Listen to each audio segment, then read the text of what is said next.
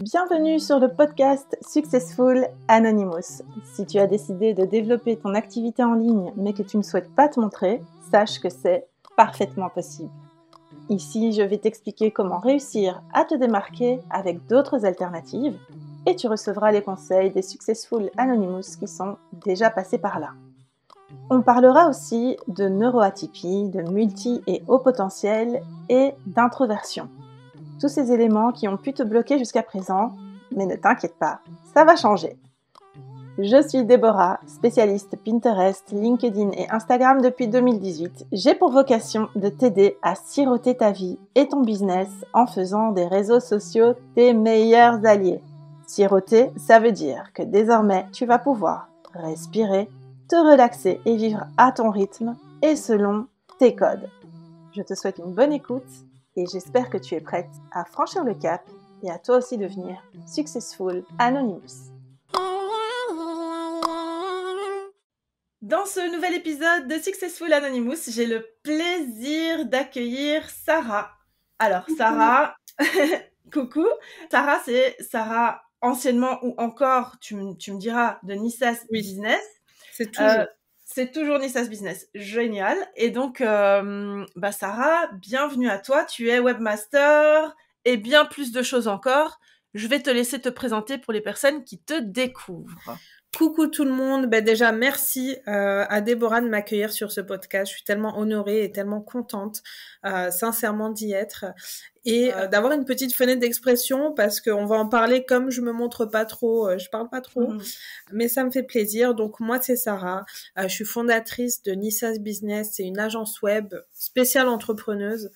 Voilà, je crée des sites internet, je m'occupe de maintenance, je fais des relookings de sites et bientôt je vais faire partie d'une masterclass, donc on en reparlera. Mais globalement voilà, Nissas Business.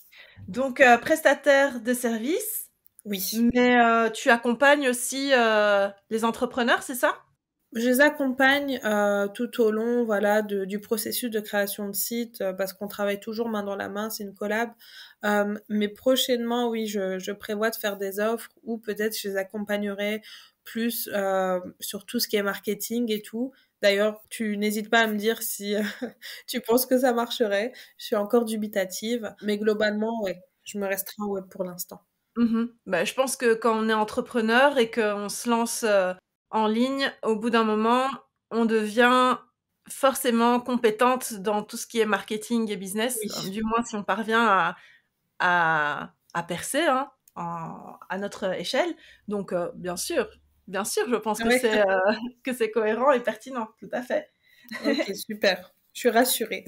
Bah oui, non, mais bien sûr, surtout que ta façon d'évoluer et tout, donc tu vas apporter ta touche, ça va être top de chez top, je pense.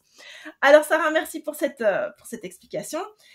Avec plaisir. Je voulais te demander, quand tu as décidé de te lancer en ligne, comme tu le dis, tu ne te montres pas, est-ce que c'est quelque chose par rapport à laquelle tu as beaucoup réfléchi ou est-ce que c'était clair pour toi d'entrée de jeu que tu ne te montrerais pas et est-ce que c'est quelque chose qui a été difficile à mettre en place au début ? Alors déjà, on va dire que j'y ai réfléchi plutôt après, c'est bizarre. Mais dès le départ, je voulais clairement pas montrer. Pourquoi ? Parce que bon, je suis pas quelqu'un qui a vraiment confiance et voilà, je me sentais plus à l'aise de ne pas me montrer. Mais c'est vrai que j'y ai pensé par la suite, surtout, voilà, j'ai fait des coachings Instagram, des choses comme ça. Et on m'a recommandé de me montrer, donc j'y réfléchi, mais je pense que personnellement, je suis pas à l'aise, tout simplement, avec ça. C'est vrai que c'est quelque chose que les coachs Instagram conseillent énormément parce que c'est ce qui fonctionne le mieux, on va dire, ça va plus vite, etc. Mais c'est vrai que c'est pas une injonction, c'est pas obligatoire. Donc toi, tu y as un petit peu pensé à la suite de ces coachings, en fait, en te disant, est-ce que je le fais ou je le fais pas, c'est ça ? C'est ça exactement, mais honnêtement, la conclusion, c'est que je voulais me sentir vraiment à l'aise et bien avec moi-même, ne pas me mettre, des barrières peut-être invisibles là où il y en avait pas, et puis ça marche très bien comme ça. Et je pense que les gens, enfin, surtout quand t'es dans le web, ils s'en foutent un peu de te voir ou pas. C'est surtout tes réalisations, tes compétences, et c'est ce que j'essaye de mettre le plus en valeur. Ouais, je suis tout à fait d'accord avec toi. Et est-ce que c'est quelque chose, tu penses, qui pourra évoluer par la suite? Tu penses que tu pourrais être amené à finalement, changer d'avis? Ou comme tu es pour le moment, tu te dis: «Non, c'est très bien comme ça et je continue comme ça»? Franchement, c'est très bien comme ça. Je pense pas que ça changera un jour. Le plus gros défi, je pense, ce serait pour moi de participer, tu vois, à des événements et tout, des Mmh. choses comme ça. Ça, ce sera me montrer aussi en vrai. Donc, c'est vraiment un défi de rencontrer Mmh. les filles que tu rencontres sur Insta et tout. Ouais. C'est un de mes objectifs et des défis personnels que je veux me lancer. Mais sur les réseaux, non, ça changera pas. Voilà. Mmh. Je veux montrer mon logo, mais pas moi. Très bien.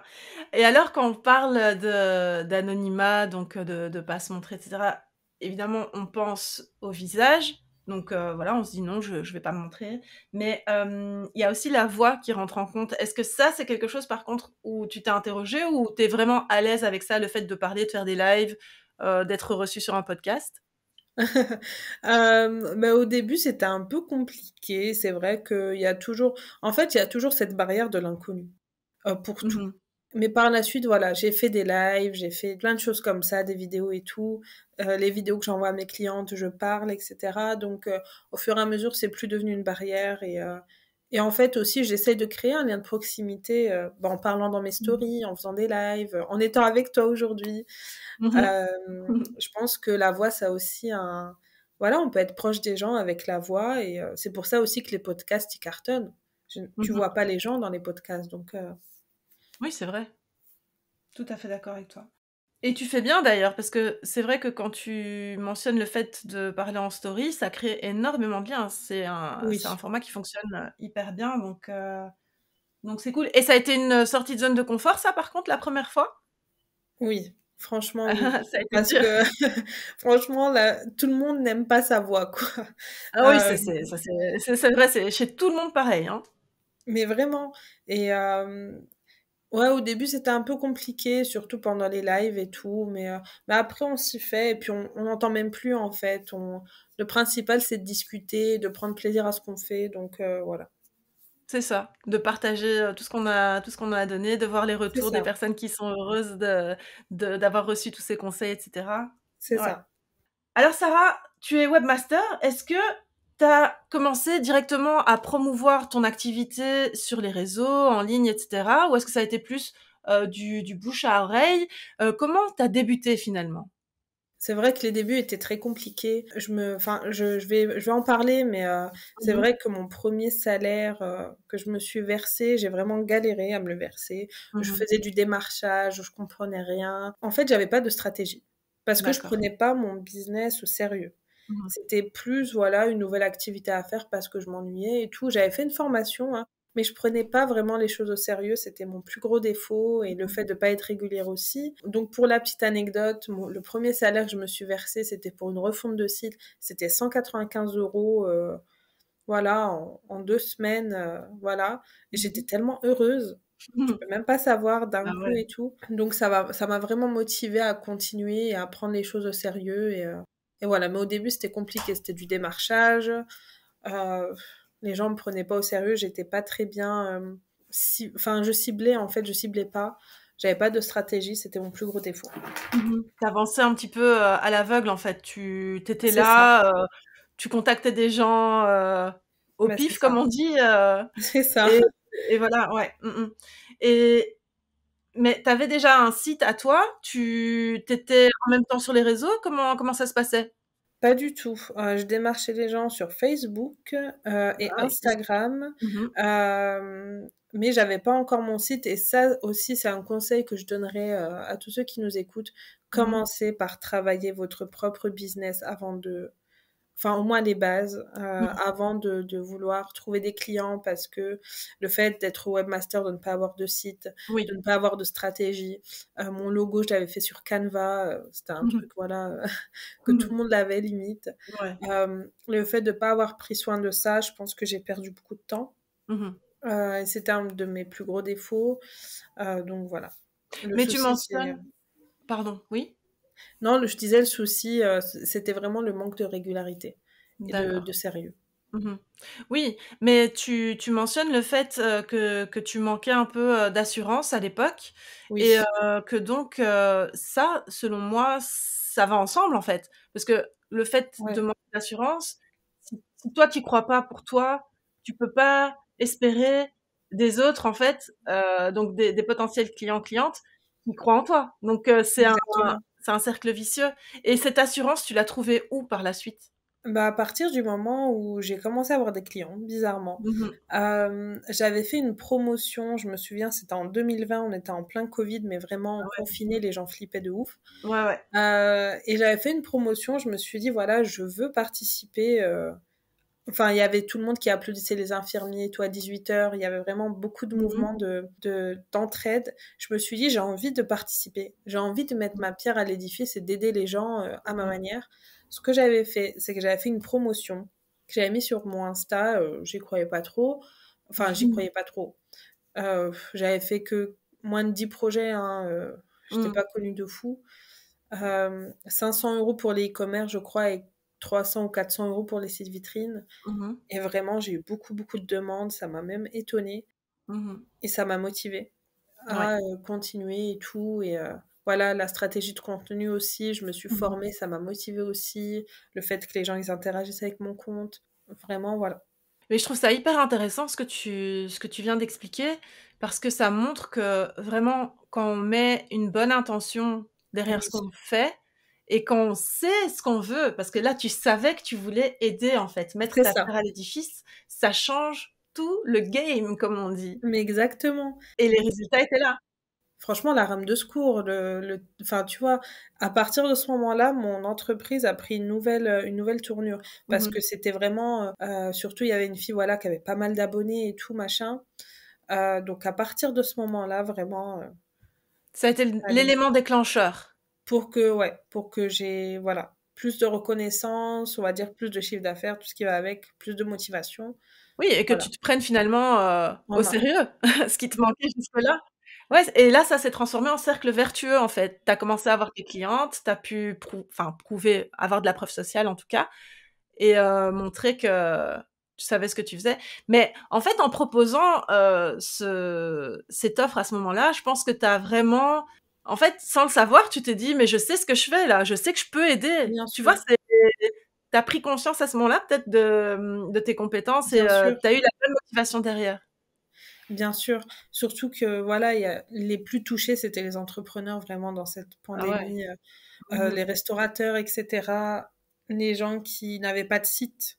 Pourquoi? Mmh mh. Le Covid, ça nous a vraiment montré, bah, qu'avoir un site, mais c'était plus qu'essentiel. Être sur les réseaux, Mmh avoir mh. un site, la moyenne de livraison, click and collect et tout, Mmh mh. c'était la base, en fait.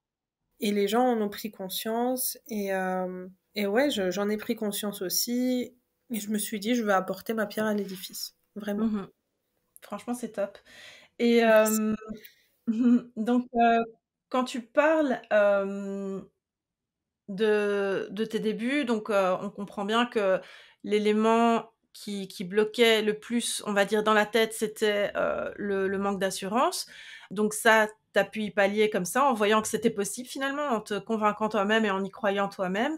Oui. Mais donc tu mentionnes que tu avais pas spécialement de stratégie, donc ça, c'est un truc qui revient et Manque de que tu mets en régularité. avant et c'est vrai ouais et la régularité. Mais est-ce que tu avais des craintes au moment de te lancer? Donc des craintes peut-être, de pas trouver de clients, de pas enfin, je vais pas te donner, de tips, c'est Ouais. toi qui va me donner ta réponse, mais est-ce que tu avais des craintes, vraiment des craintes liées à ce grand, saut dans dans l'entrepreneuriat? Et donc par rapport à ces craintes, comment tu as pu les surmonter? Clairement, je pense que les craintes sont aussi venues après. Parce que moi, je suis le Oui, genre de personne à me lancer tête baissée dans un truc, d'accord. j'y croyais à fond et tout. Et Mmh. le fait de gagner, voilà, mon premier 195 €, c'était énorme pour moi. Bien sûr. Je faisais des sondages rémunérés pour gagner 20 € par-ci, Mmh mh. 15 € par-là. Donc Mmh mh. c'était énorme, ça m'a motivée. Mais les craintes sont venues après, Mmh mh. surtout quand tu commences à te comparer. Oh là là, oui. Surtout quand tu commences à vouloir travailler, on va dire, à fond et avec le cœur et cetera et tu sais que tu as du potentiel, tu sais que tu es capable de vraiment beaucoup. avec plein d'idées et tout, mais à partir du moment où tu commences à te comparer, là, tu commences à avoir encore plus de craintes Mmh. que les craintes basiques qui sont voilà, ça marche ou ça marche pas, je trouverai Mmh. autre chose, voilà. C'est surtout par la suite, ouais, que j'ai eu certaines craintes, celle de pas pouvoir en vivre. Mmh. Voilà, je sais ce que c'est la galère, la pauvreté et tout, et voilà, j'ai pas grandi avec une cuillère en or dans la bouche, donc je sais Mmh. très bien que, il faut que je travaille, il faut que je fasse les choses et tout. J'ai une famille à charge, et cetera. Donc c'est surtout cette crainte-là, la crainte de pas être à la hauteur, de pas, être, voilà, comme ce qu'on attend de moi, de pas réussir, de faire moins que les autres alors que j'ai les mêmes capacités, voire plus, hein, Mmh. voilà. C'est surtout des craintes qui sont venues par la suite. Et comment t'as fait pour les surmonter? Heu, je les ai pas vraiment surmontées. Pas encore toutes peut-être? Il y a encore certaines craintes, mais maintenant je sais que voilà, il faut plus de régularité, il faut, Mmh. enfin voilà, j'ai appris, mais surtout sur le moment, voilà, il y a eu beaucoup de pleurs, beaucoup de larmes, beaucoup Mmh. de tristesse, mais je me disais aussi qu'encore une fois, j'étais pas régulière et tout. Donc j'ai décidé de me prendre en main en me formant surtout, en Mmh. ayant des mentors, des gens qui m'aident, en me posant des questions, Mmh. en déléguant, parce que vouloir tout faire soi-même, c'est le burn-out assuré et j'en ai Ouais. fait, Mmh. clairement. Le fait que voilà, je délègue et tout, ça m'a permis de me concentrer, de me focus sur le principal, sur mon site et tout. Et voilà, j'ai essayé de surmonter les choses comme ça, mais même aujourd'hui, je pense que Déborah, tu pourras le confirmer pour tous les entrepreneurs, il y a toujours cette crainte de Mmh. et si Ouais. du jour au lendemain tout s'arrête ou Mmh. Meta est en train de menacer de fermer Facebook et En Instagram Europe, en oui. France, en Europe. Ouais. Mmh. Donc voilà, il y a toujours le et si, comment je vais faire. Bien sûr. Ouais, ouais, je te rejoins totalement. Ça, c'est une petite voie qui quitte jamais l'entrepreneur, je pense. Il Bien faut, sûr. réussir à trouver le moyen de de lui claquer la porte au nez Ouais, chaque fois qu'il vient, mais enfin, chaque fois qu'elle vient, cette voix. Mais c'est vrai que ça demande énormément d'énergie. En fait, on parvient à se raisonner, tu me diras ouais, si tu me rejoins là-dessus, mais je pense qu'on parvient à se raisonner, mais que c'est très énergivore, quoi. Parce que non mais c'est c'est sûr. fatigant à la longue. C'est sûr, et puis la fatigue émotionnelle, parfois, et chez l'entrepreneur, c'est pire que la fatigue physique, surtout Ouais. quand tu travailles en ligne. Ça Mmh. te bouffe, mais à un point, t'es fatigué à la fin de la journée alors que t'es resté derrière un ordi, quoi. Mmh. Parce que t'as tellement de choses à gérer, tellement de choses à penser. C'est très compliqué à gérer, le côté émotionnel. Faut vraiment s'y préparer, je pense, quand on démarre. Ouais. Et comment tu fais toi justement quand tu as on va prendre la comparaison par exemple, parce que je pense que c'est ce qui nuit le plus, c'est ce qui est le plus toxique, c'est de se comparer sans cesse, j'en parlais, récemment dans une story, je rappelais en fait, aux personnes qui me suivent et qui ont vu ça à ce moment-là, que sur Instagram on montre, souvent ce qui fonctionne, mais rarement le travail qu'il y a derrière et les efforts fournis, les larmes, les doutes, C'est tout ce vrai, qui va avant la réussite. c'est Donc, vrai. comment tu fais toi par rapport à ce fait de se comparer, peut-être cette toxicité qu'il peut y avoir, sur certains comptes, trop positifs ou trop, tu vois? Ouais. Trop, «Yay, tout est facile, tout est beau dans la vie». Ah oui, non, mais ça, c'est horrible. C'est vraiment horrible. Alors, comment je fais? Je dirais que déjà, les comptes qui vraiment me mettent mal, j'essaye de pas aller dessus ou de me désabonner, tout Mmh mh. simplement. Et enfin voilà, parce que j'ai pas envie de savoir, j'ai pas envie de. C'est peut-être bête, hein, mais Non, pas du tout. parfois vaut mieux, voilà, quand ça te fait vraiment du mal, tu coupes. Mmh mh. Après, je dirais quand tu vois ça, tu vois, faut se faire une rétrospection dans le sens, elle y arrive, mais moi, qu'est-ce que je fais, entre guillemets, de mauvais qui fait que je n'y arrive pas comme elle? Alors peut-être que je suis pas régulière, peut-être que j'ai pas de stratégie, peut-être que je délègue pas assez, que j'ai pas de plateforme, que j'investis pas. Ça aussi, ça permet de voir que ben, la personne en face, elle a quand même fait du chemin, qu'elle a pas eu tout ça du jour au lendemain aussi. Mmh mh. Et puis voilà, de me dire qu'après tout, chacun a ce qu'il a, et puis ça sert à rien d'envier les autres pour telle ou telle chose, parce que dans tous les cas, ça n'apportera pas plus de choses à mon entreprise. Enfin voilà, Mmh c'est chacun son pain, et puis voilà. On mh. essaye de faire au mieux et de se contenter de ce qu'on a et de faire son maximum.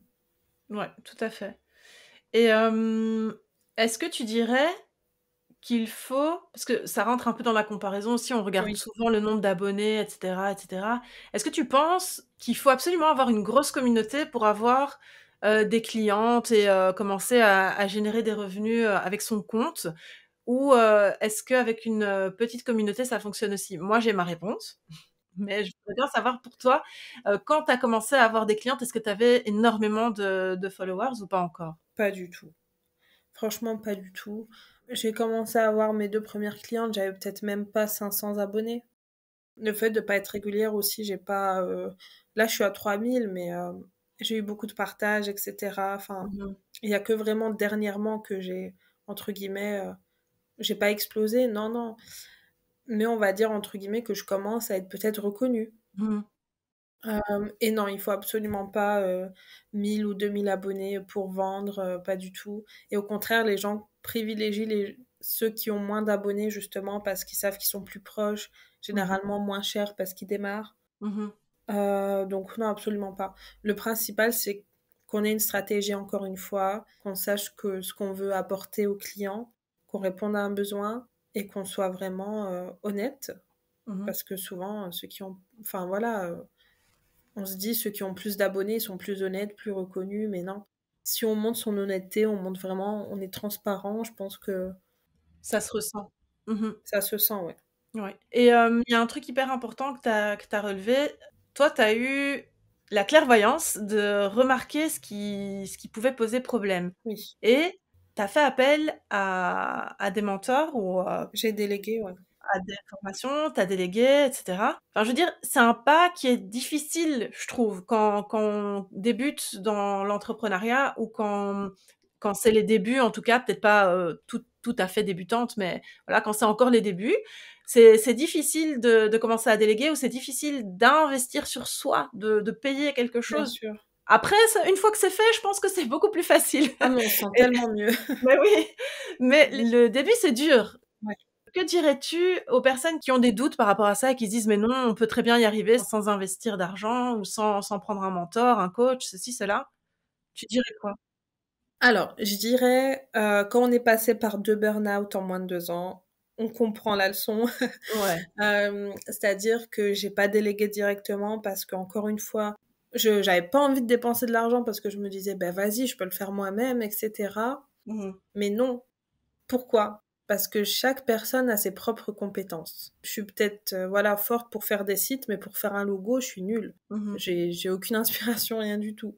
Pareil, je peux gérer Instagram, voilà, vite fait, mais je connais pas vraiment, j'ai pas le point de vue extérieur. Mmh. Voilà. Je dirais, au départ, on peut essayer de faire les choses seul, mais à partir du moment où on peut déléguer, c'est le rêve, c'est l'apaisement total. Pour éviter les burn-out, pour éviter tout ça, faut investir. Je sais que ça coûte de l'argent, peut-être passer par des gens un peu moins chers, qui proposent Mmh. un peu moins d'options, c'est possible, mais je recommande vraiment d'investir pour son apaisement personnel, premièrement. Deuxièmement, généralement, faire appel à des pros qui ont des compétences dans certains domaines, ben, le résultat, il est pro et ça nous apporte des clients. Et ça, j'ai vu, au début, j'investissais pas, je faisais tout moi-même. J'avais pas full people Mmh. qui me demandaient pour des sites. À partir du moment où j'ai investi, où j'ai eu le point de vue extérieur de certaines personnes, où j'ai délégué certaines choses, je me suis rendu compte que ça avait une allure plus pro et que les gens venaient plus à moi, sans même que je fasse certains efforts particuliers. Mmh. Donc voilà. Super. Donc justement, toi, tu as commencé, avec Facebook et Instagram, ensuite tu as développé ton Ouais. site. Hein, comme on dit, c'est les cordonniers les plus mal chaussés. Tu as fait ça à la fin. C'est tellement ça. Mmh, mais comment tu fais, au quotidien pour avoir du contenu qui soit engageant ou en tout cas agréable à consommer et voilà, pour ton audience, pour qu'elle te lise, pour qu'elle réagisse à tes publications, sur Instagram ou autre, alors que tu te montres pas? C'est quoi tes astuces par rapport à ça? Alors la première astuce, ben, ça revient à ce que je disais tout à l'heure, je me suis formée pour Instagram. Mmh. Je me suis formée et voilà, ce que j'ai appris en formation, c'est tu dois toujours penser à ta cible. Mmh. Donc à partir du moment où j'ai pensé à ma cible, les entrepreneuses, surtout Mmh. celles qui démarrent, j'ai réfléchi à ce qui pourrait éventuellement les intéresser. Et Mmh. les questions que je reçois aussi, si vous recevez des questions assez récurrentes, faites-en des posts ou des Oui. vidéos, peu importe, faites ce que vous voulez, mais exploitez ça. Voilà. Ben, moi, personnellement, je vais balancer ma stratégie, hein, je m'en fiche, il y a pas de souci. J'ai opté, voilà, pour mettre, par exemple, sur Insta, vous voyez, on a un feed, 3 cases en Mmh. horizontal. Je me suis dit, voilà, un post où je vais montrer mes réalisations. Mmh. Vous pouvez le voir sur mon Insta. Un post où ce sera plus du contenu éducation. Mmh. Donc voilà, 5 astuces pour promouvoir ton site, Mmh. machin. Et un post un peu fun, un peu drôle. C'est le plus galère à trouver avec, Ouais. Mmh. voilà, comme je vise des entrepreneuses, des images de filles, voilà, des stars et tout. J'ai mis Lady Mmh. Gaga, Zendaya, machin. Ça apporte un côté humain sans que je me montre en fait. C'est ça. Donc je suis proche des gens sans forcément montrer ma tête. Donc c'est les petites astuces comme ça, je dirais de segmenter, de séparer un contenu divertissant parce que voilà, les gens ils ont besoin de se divertir, la vie elle est dure. Mmh. Un contenu informatif parce que ceux qui sont là, ils ont besoin d'apprendre, ils sont là pour apprendre Mmh. et ça permet d'avoir plus confiance en la personne et un contenu voilà, on promouvoit ses réalisations pour quand même dire je suis prestataire ou je vends certains services, Mmh. je vends certains produits, tu peux acheter chez moi parce que j'ai de l'expérience. C'est ça. Ouais, il faut pas avoir peur de vendre, mais il faut pas, non plus être, Faut pas être un too much parce voilà, que c'est plus ça. tu chercheras à vendre et moins les gens viendront chez toi. Là, voilà, comme je disais, tu alternes un peu d'infos, un peu de fun, un peu de voilà. Faut vendre sans vendre en fait. C'est ça. En fait, tu fais juste la petite piqûre de rappel pour montrer que tu prestes et qu'on peut faire appel à toi et pour le reste, C'est tu ça. montres, ce qui est important pour ta cible, quoi. Voilà. C'est la plus grande chose que j'ai apprise et que je savais pas au départ. Mmh. Plus tu apportes du contenu gratuit, Déborah, t'en sais quelque chose. Plus Oui, tu apportes du contenu gratuit, plus tu donnes aux gens, plus les gens te rendent. c'est ça. Vraiment, donnez, donnez, et les gens vous le rendront. Exactement. Attention, je vais avoir une chanson d'Enrico Macias en tête. Enrico est dans la place. Voilà. Ouais, non, mais c'est vrai, tu as carrément raison et il faut pas avoir peur. En fait, les gens ont toujours peur Ah, mais de jamais donner peur. trop et oui, c'est ça, hein, c'est dingue, c'est une crainte qui est omniprésente, quoi. Mais il faut pas faire de la rétention d'informations parce que de toute façon, on pourra jamais donner, tout dans un seul contenu donc C'est ça. les gens reviendront. Moi, ce qu'on m'a dit, je sais pas si t'as déjà entendu ça aussi. Mmh On mh. m'a dit que tu peux donner, mais pas toutes tes astuces, genre tes petits trucs. En fait, il faut expliquer pas mal de choses, mais il faut pas quand tu as une formation, par exemple, qui répond à cette question derrière ou quand tu as une prestation qui peut faire le job pour la personne, l'idéal, c'est de donner un petit peu, mais de pas expliquer comment tu parviens à faire ça, tu vois? Ouais, Expliquer pourquoi il faut faire ça, mais pas comment et le comment, ça va justement être ta prestation de service ou ta formation. d'accord. Ouais, c'est très intéressant. Le pourquoi, mais pas le comment. Mmh Ça résume tout. mh. Ouais, carrément. Et ton inspiration, tu la puises où du coup? Dans les formations que tu suis ou, un petit peu sur d'autres comptes? Comment tu t'y prends? Surtout sur d'autres comptes. Mmh mh. Surtout les comptes, voilà, Business Girl, machin. Ouais. Ton compte aussi, ça m'inspire. En fait, ça m'inspire aussi. Autant parfois il y a le côté comparatif Mmh mh. négatif. Ça, c'est vraiment, je suis plus trop là-dedans maintenant Mmh parce mh. que j'ai appris que je faisais des erreurs qui, voilà, faisaient que j'arrivais pas à ce résultat. Mmh mh. Maintenant que je me suis reprise en main, voilà, Mmh mh. j'arrive à un résultat que les autres peuvent, entre guillemets, je dirais pas envier, mais voilà, je peux vivre de ce que je fais correctement. Ouais. Et justement, mon inspiration à 90 du temps, c'est les autres comptes, Mmh mh. bizarrement, parce que je me dis: «Si elles y arrivent», surtout les entrepreneuses, «si elles y arrivent, moi je peux le faire». Mmh mh. Donc vraiment, il y en a qui partagent leur chiffre d'affaires, il y en a qui partagent leur contenu Mmh et mh. tout, qui donnent plein d'exemples et tout. C'est comme ça les vidéos motivantes aussi, c'est comme ça que j'arrive à rester motivée. Mmh mh. Donc voilà, bien sûr, ça c'est vraiment la base, le fait que mes clientes soient contentes, Mmh mh. soient heureuses et ça change la vie un site. Parce que ça augmente ton chiffre d'affaires, ça te donne plus de professionnalisme Mmh mh. et les gens viennent plus vers toi. Donc, entre guillemets, changer leur vie à ma petite échelle Mmh mh. et voir leur retour et le résultat, ça me fait tellement plaisir, ça me motive de fou. C'est trop, trop bien. C'est génial parce que c'est vraiment le message qu'on cherche à faire passer, Oui, dans ce podcast, c'est d'être inspiré, d'être motivé, de vivre sa Bien sûr, vie de façon épanouie, même s'il y a des hauts, des bas, c'est sûr, tout n'est pas rose tous les jours, ça c'est clair. bien sûr. Mais au moins, on sait qu'on le fait pour soi et qu'on apporte du bien aux gens, c'est trop bien, quoi. J'aime trop ton parcours et ton témoignage. Ça fait tellement plaisir et puis tout le monde commence de zéro avec 0 abonné, avec 0 € de chiffre d'affaires, voire même, enfin, avec moins de 100 euros. Moi, j'avais moins de 100 € dans mon compte en banque, hein. Ouais, ouais. Personne ne m'a...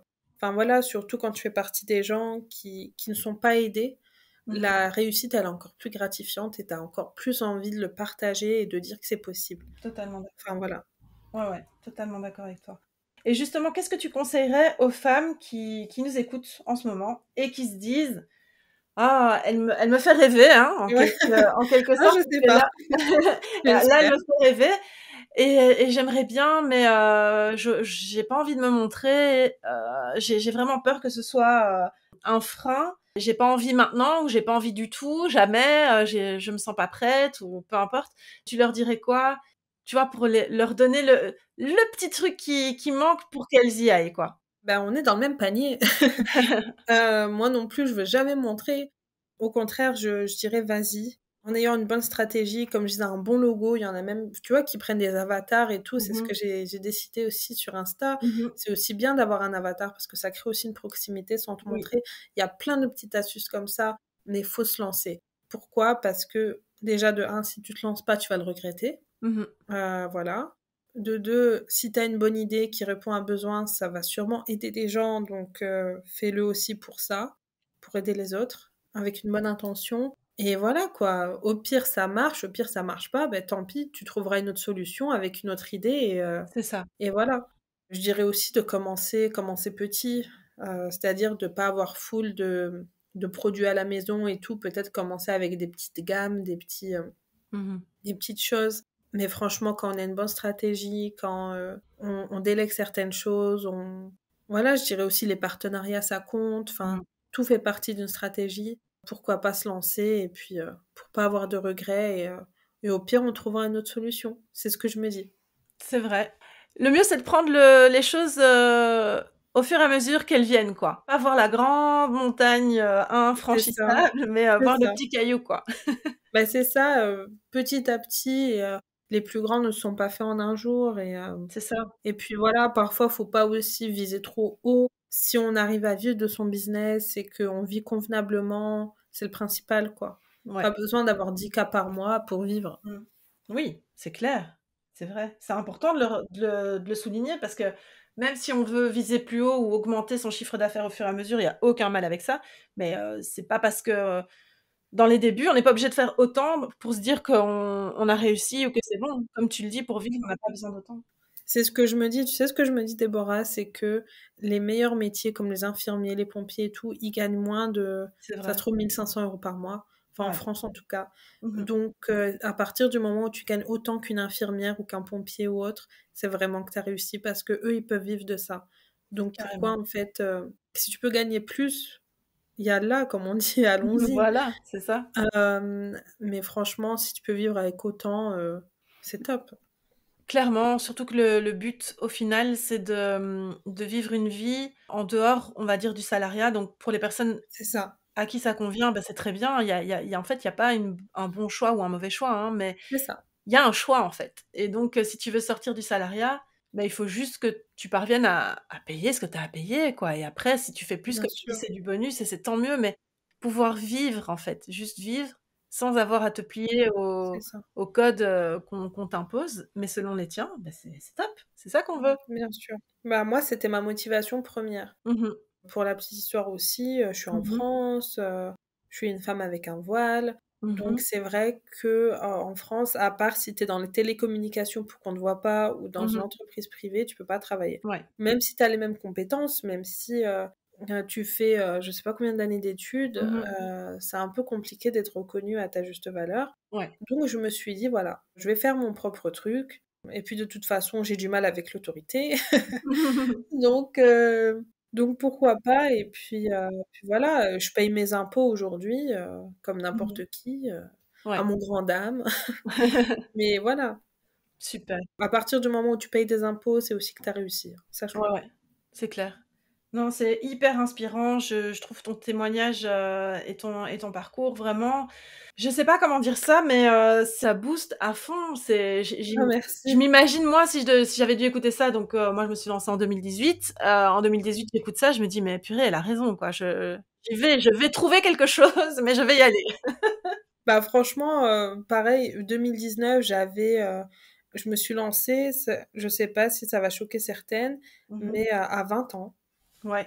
J'en ai Mmh. 23 aujourd'hui, donc on peut se lancer même si je sais qu'il y a beaucoup de femmes aussi qui sont seules, etc., ou Mmh. alors maman solo. Oui, On peut se lancer sans personne derrière pour. En fait, il faut se motiver soi-même. c'est ça. Comme je dis, j'ai pas grandi avec une cuillère en or dans la bouche. J'ai Mmh. grandi avec le RSA. J'avais moins de 100 euros dans mon compte Mmh. bancaire. Je suis pas mariée, donc j'ai personne enfin voilà, pour m'épauler au cas où. Mmh. Donc voilà, il faut absolument se motiver soi-même. On essaye, ça marche. Si ça marche pas, on trouve une solution. Voilà, on change de plan. On change de plan, voilà. Faut toujours avoir un plan B. Moi, je dis qu'il faut toujours avoir un plan B parce qu'on sait jamais. Mmh. Mais voilà, faut se lancer Et pas se laisser le choix. mettre un peu d'argent de côté Mmh. et se lancer parce que au pire, on n'a pas de regrets et voilà. Super.